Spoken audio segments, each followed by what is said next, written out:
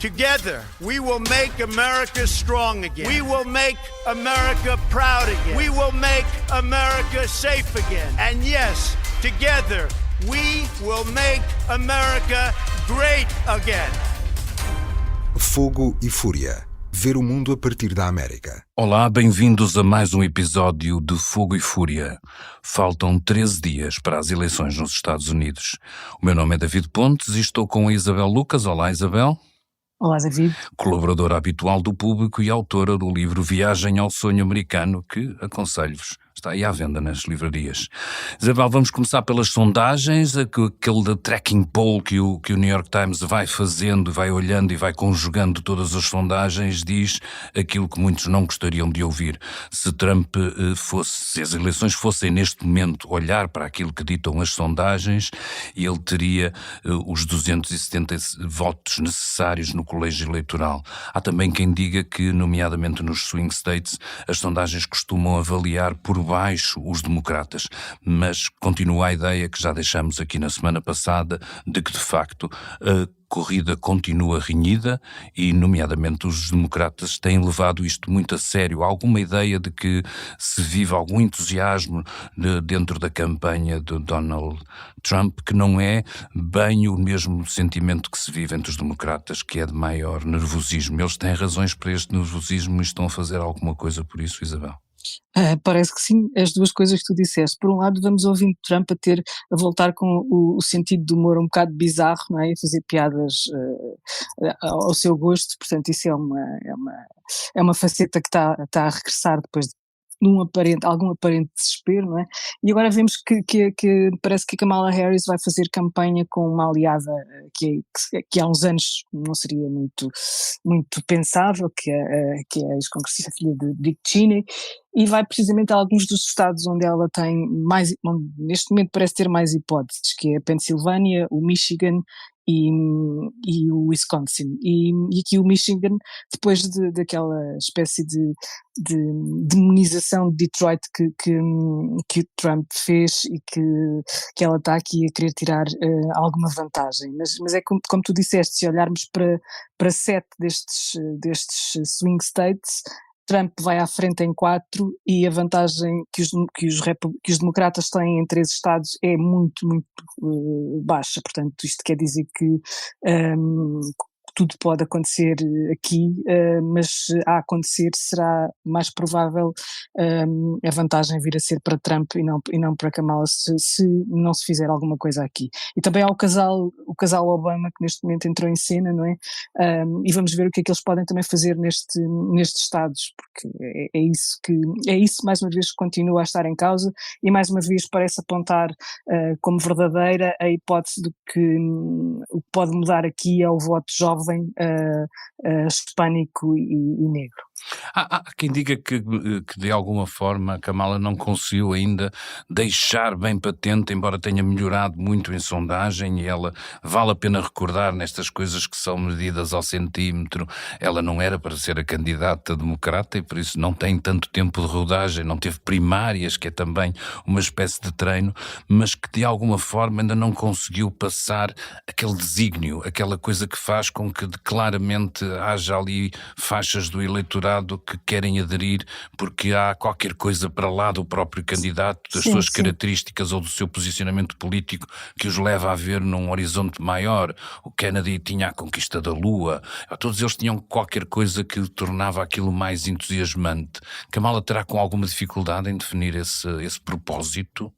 Parece, há muita gente a apontar essa espécie de vazio, não diria vazio ideológico, que é um bocadinho forte, mas há aqui qualquer coisa que é mais do que carisma, que possa identificar aqui a missão de Kamala ser outra que não a derrotar Trump, não é? Parece que a única missão que ela tem é essa, é esse o foco, é derrotar, sem estar a explicar ou sem estar a querer passar qualquer coisa de mais sólida do que isso.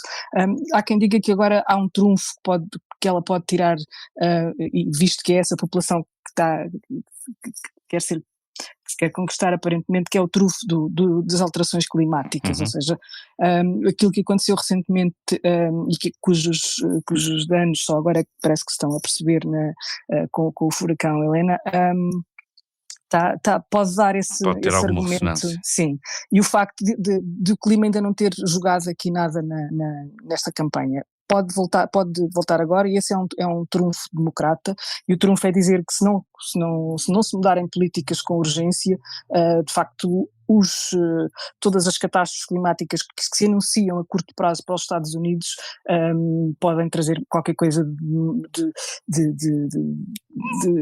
que é dramatizar esse lado. Até porque há um lado que é curioso nestas coisas, nomeadamente para quem vai seguindo a realidade norte-americana e vai vendo coisas que para já achamos esquisitas, mas às vezes depois temos tendência a absorver. Há uma característica interessante, que é teres uma série de pessoas mais velhas, reformados e não só, a deslocarem-se, um grande movimento populacional que existe de norte para sul, nomeadamente quando chegam perto da idade da reforma, sim, e são sim. gente que se está a deslocar para os sítios que serão mais pressionados em termos de alterações climáticas. Estou a pensar, obviamente, no Texas pelo calor, na Flórida pelos furacões. Na Flórida, sim. E quer dizer, as pessoas estão-se a caminhar divertidamente com a ideia de uma reforma pacífica e sem perceber que se estão a colocar num inferno por causa das alterações climáticas. Mas pronto, ironias dos Estados Unidos. Sim.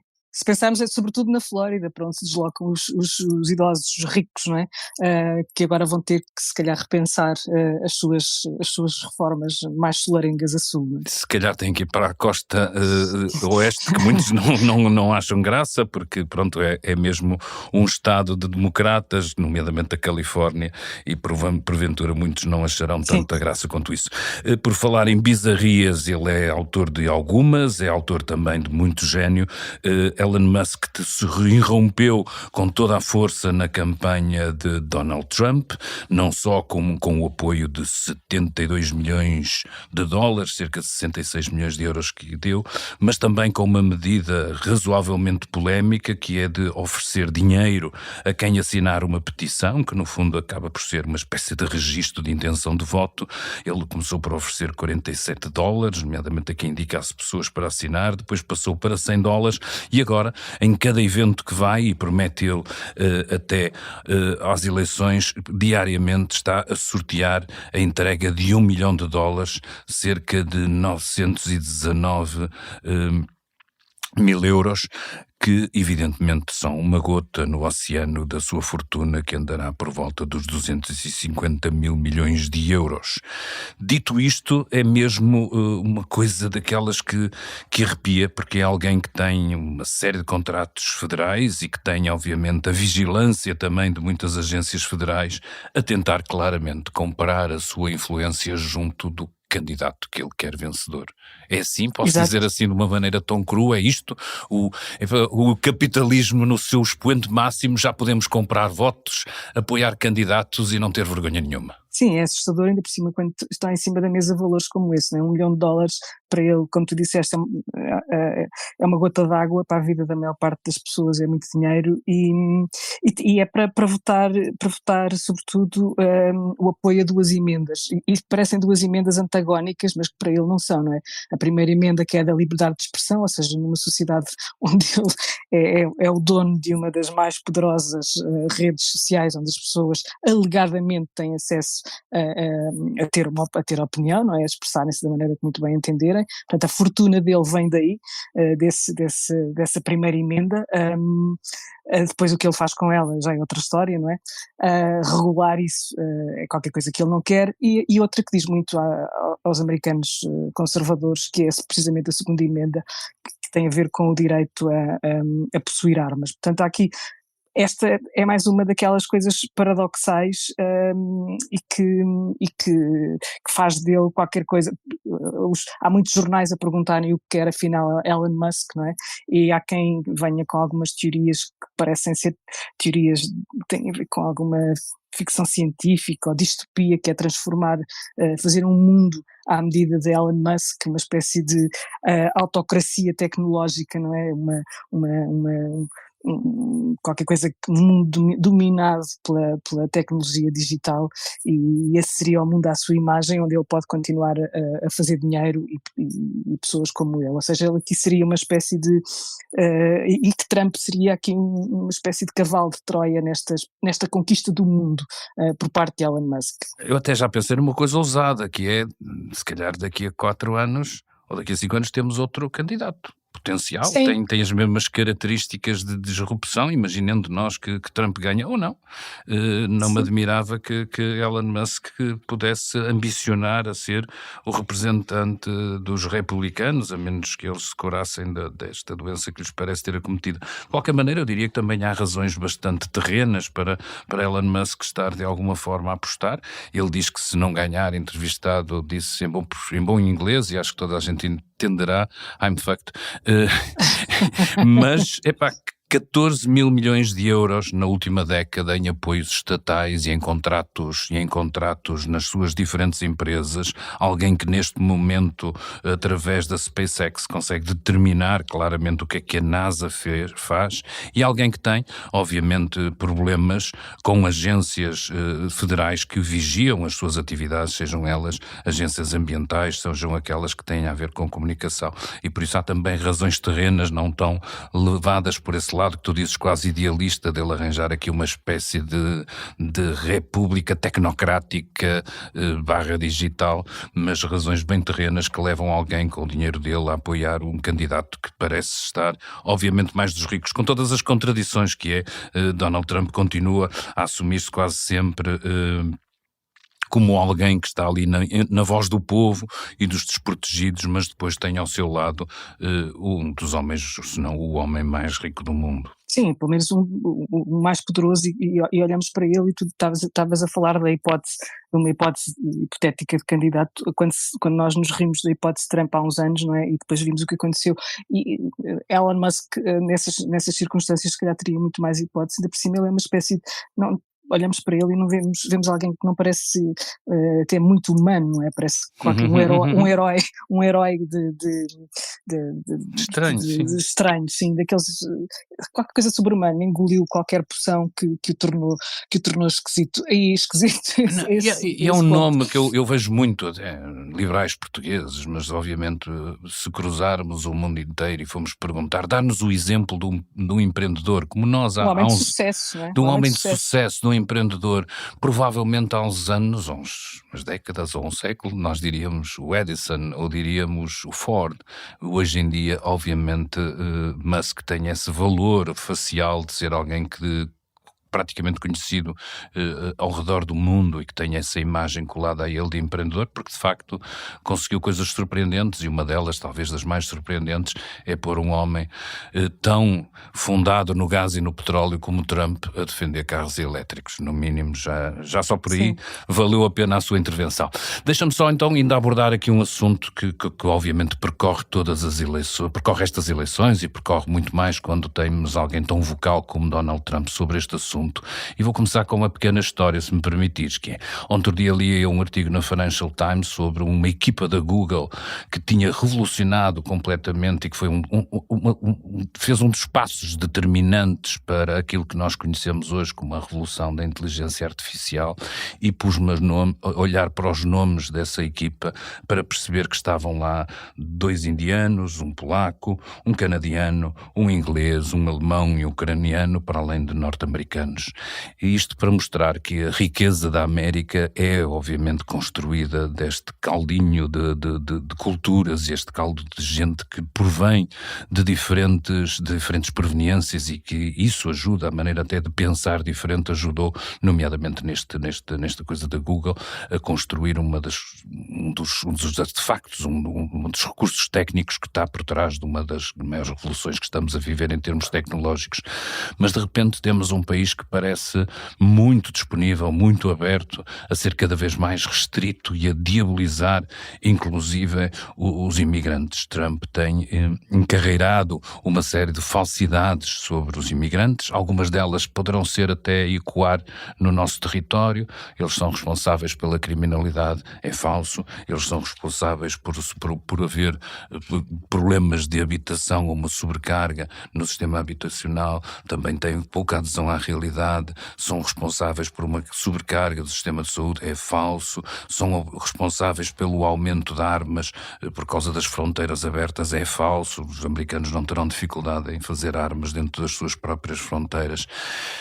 Onde é que isto vai terminar? Se é que alguma vez poderemos pensar, seria impensável há uns anos atrás este discurso nativista e xenófobo, mas está a conquistar de tal maneira que, por exemplo, parei que na Convenção Democrata, aquilo que tinha sido as estrelas da Convenção de Biden quase se ofuscaram, se apagaram durante a Convenção de Kamala. Estou a falar, obviamente, das histórias dos imigrantes ilegais ou que esperam autorização para poder trabalhar nos Estados Unidos. Eles quase desapareceram da Convenção Democrata que eternizou Kamala, mostrando um pouco que o discurso anti-imigração está a conquistar cada vez faixas mais largas da população. Sim, isso é transversal, não é só, como tu disseste, não é só uma coisa norte-americana, é mundial, não é? Os imigrantes são aqui, mais uma vez, estão no centro de grandes campanhas de desinformação e basta ver o que está a acontecer com o J.D. Vance, que já veio dizer que as ajudas à Carolina do Norte, agora a propósito dos estragos do furacão Helena, foram desviados para ajudar imigrantes. É um país de imigrantes, os Estados Unidos, toda a gente sabe, não é preciso dizer, também já se disse e diz-se sempre que a população imigrante, depois quando conquista quando sobe na escala social, passa a ser conservadora e olhar com desconfiança para o imigrante que vem a seguir, mas isso que estás a dizer, por exemplo, quem está neste momento, falaste do exemplo da Google, das grandes companhias que estão a trabalhar em tecnologia. Se nós entrarmos nos cafés de Nova Iorque ou de São Francisco ou de Los Angeles e vermos quem é que está neste momento a trabalhar com um computador à frente, que são os cérebros muitas vezes destas grandes companhias, e vamos ver que eles têm todos os tipos de cor de pele. E são eles que estão ali a alimentar também um sistema que não é só americano, é um sistema global. Portanto, temos aqui várias escalas na imigração e normalmente estas pessoas que são tidas como estando mais no topo, não é, da escala social, são pessoas que vivem de uma maneira muito solitária. Eles estão nos cafés numa espécie de socialização estranha, saem de casas minúsculas onde vivem, instalam-se em cafés e é ali que passam os dias a produzir inteligência, entre aspas, para que vendem a preços que nós não sabemos quais são e que não são assim tão altos quanto isso. Eles pertencem a uma classe média, muitas vezes uma classe média baixa, e é assim que o país continua a viver, é à custa de vários tipos de mão de obra que vêm de fora e que ajudam a construir aquele país. Numa economia que grande parte dela é uma economia paralela, portanto muitos deles não entram sequer para as contas, não é? Estou a falar dos que vivem a nível mais baixo. Portanto, a imigração, como tu disseste, está a sair um bocadinho do discurso democrata, porque neste momento parece que é um argumento derrotado à partida com a demonização que dele faz uma ala mais conservadora republicana e que não sabemos muito bem o que é que vai acontecer aqui, porque é um dos sinais. Muitos deles votam, outros recusam-se a votar, outros sentem-se invisíveis neste mundo e escolhem não votar também. Portanto, muitos deles, o comportamento destas pessoas nas próximas eleições também vai ser determinante, ou de grande parte destas pessoas, pelo menos aqueles que podem votar, e muitos vão escolher não o fazer. Isso é que é complicado. Isabel, obrigado. Esta semana ainda tem direito a um episódio com Ruben Martins e o Pedro Guerreiro. Nós voltaremos para a semana na próxima terça-feira. Até lá. Até já. Obrigado, Isabel. Adeus. Até já. O público fica no ouvido.